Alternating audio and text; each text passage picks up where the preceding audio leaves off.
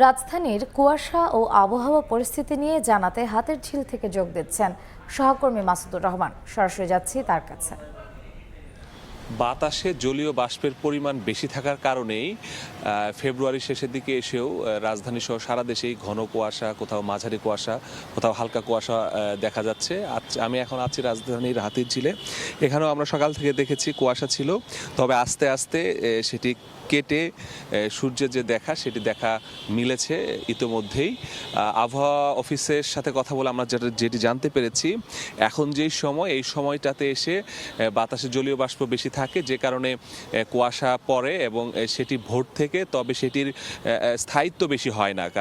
সেটি সকাল 9টা থেকে 10টার মধ্যেই আস্তে আস্তে কেটে সূর্যের আলো চলে আসে, তখন শীতও আস্তে আস্তে কম অনুভূত হয় এবং গরম লাগা শুরু করে। তো এখন সর্বশেষ যে বুলেটিন ছিল আবহাওয়ার, সেই বুলেটিন অনুযায়ী সর্বনিম্ন তাপমাত্রা ছিল তেঁতুলিয়ায় 12 ডিগ্রি সেলসিয়াস এবং সর্বোচ্চ তাপমাত্রা ছিল বান্দরবনে 33 ডিগ্রি সেলসিয়াস। তো এই তাপমাত্রা এখনকার সময় একেবারে স্বাভাবিক বলছে আবহাওয়া অধিদপ্তর, এবং সাধারণত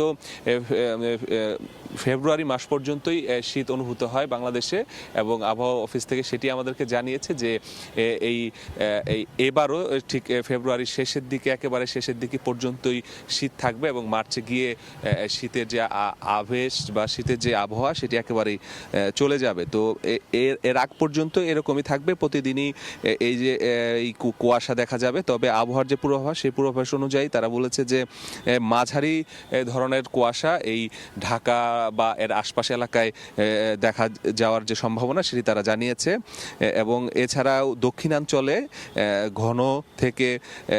ঘন ধরনের কুয়াশা হওয়ার সম্ভাবনা তারা জানিয়েছে।